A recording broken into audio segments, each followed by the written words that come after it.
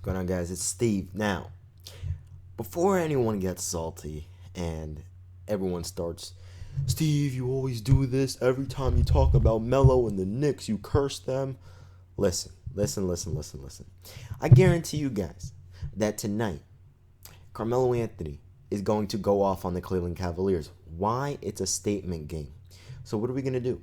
If Melo doesn't go off on the Knicks, and if he doesn't drop at least 35 points and the Knicks win, I'll do something extremely embarrassing. You guys have to tell me what it is in the comment section below. So put it in the comment section below. No more hairline, no shaving my eyebrows. But do it in the comment section below, and I'll do it. Whatever embarrassing thing you want, I'll do. That's the bet. You guys want more bets? That's the new bet. I bet you guys Carmelo Anthony will drop at least 35 and the Knicks will get the win. And if he does do that, you guys have to do something as well. In the comment section below, you guys have to say, Steve, you were right about everything. Carmelo Anthony is the third best player in the world. You are correct. Melo is the GOAT. That's all I want to hear in the comment section below. No BS. That's what I want to see. So if my team loses, I will do anything you guys want me to do. Whichever comment gets the... Can you stop texting me? Whichever comment gets the most likes, I will do. Last time, it was give yourself a LeBron James hairline. Your boy did it. You know I'm a man of my word. It took me a few months to do it, but this time I will do whatever the hell you guys want me to do within a week. It could be the most embarrassing thing ever. I'm still going to do it. Why? Because it's a bet, and I am a man of my word. Now, why do I think Carmelo Anthony is going to embarrass the Cleveland Cavaliers? The reason why: Cleveland doesn't want him. Cleveland pretty much told him that Kevin Love is a better player when we all know Melo's a better player. Melo's a better scorer. Melo's just averages like 4 less rebounds than him. Are you kidding me?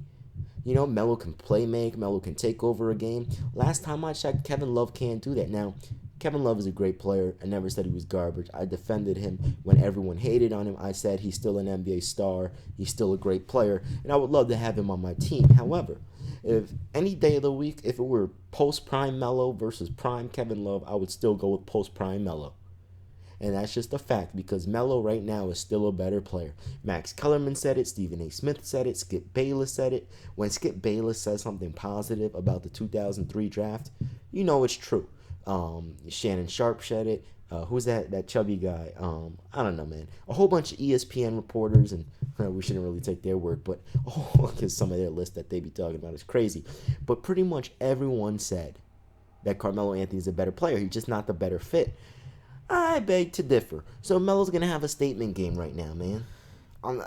Personally, I know you guys say, Steve, all you ever do, every single time you talk about the Knicks, they lose.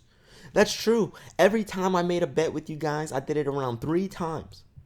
The Knicks lost. Every time I came out and I made a video saying Melo's going to embarrass them, Melo's going to dominate. I think one time I said he was going to drop 45 and he dropped like 8 points. 8 points.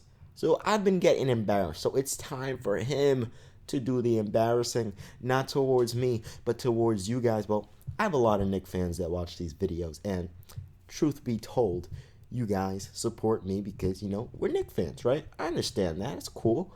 However, you guys have to get my back in the comment section, because it's going to be a lot of dislikes. There's going to be a lot of people hating on me in this video. It's just the usual.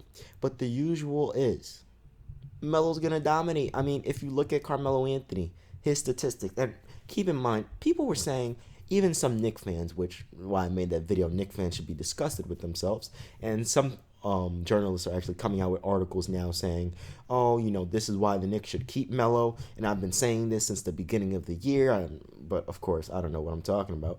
But anyway, people are saying that Kristaps Porzingis is still better than Melo. Listen, if we get rid of...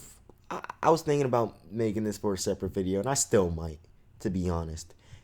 If the New York Knicks get rid of Carmelo Anthony, this team is going to go through the same thing we went through with Isaiah Thomas in the early, mid-2000s. We're going to go through that same exact process.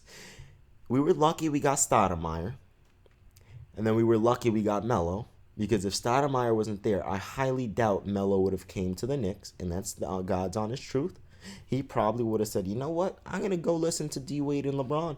Because if you guys don't know, after their rookie contracts, Wade, LeBron, Melo, and Bosh all had 4-year rookie contracts. Actually, I think it's 3 years. 3-year rookie contracts. And they all decided to re-sign for, I think, 2 years or 3 years.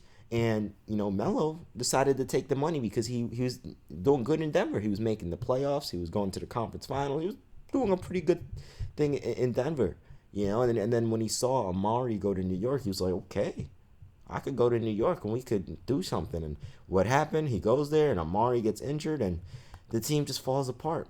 Anyway, so all these people saying Porzingis is better. Let's look at Porzingis' stats compared to Carmelo Anthony.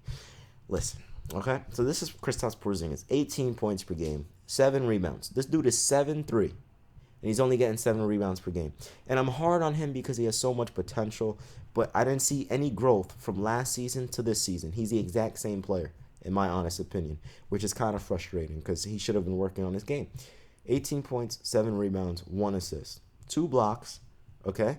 Get this, though. 4 fouls per game. The dude's always in foul trouble. He shoots 45% from the field, 38% from 3, and 79% from the free throw line. So he's pretty efficient. However, too many fouls. He needs to grab more rebounds. He needs to play better defense. I don't know what the hell is going on with him. Now let's look at Melo's statistics. And by the way, that's Kristaps Porzingis in 33 minutes per game. And keep in mind, Melo's also playing 33 minutes per game, a career low. Of all time, that's the lowest he's ever played in his life. So hear this out. 23 points per game, 6 rebounds, 3 assists, 1 steal, 2 turnovers, only 2 fouls per game. He's shooting 44% from the field, 36% from the 3, and 83% from the free throw line. So now, you see that, and you go through, and you see that Carmelo Anthony is averaging 23, 6, and 3 on a career low of 33 minutes. 33 minutes per game. If he would be playing 36, 37, 38 like he was in 2013 and 2014 and previously in his career when he was dropping 26 points per game, 27 points per game, 28 points per game, this dude would be averaging the same exact numbers. And then people would be saying, oh, he's so good, this, and that. And this is ridiculous. Okay, it blows my mind because it's frustrating.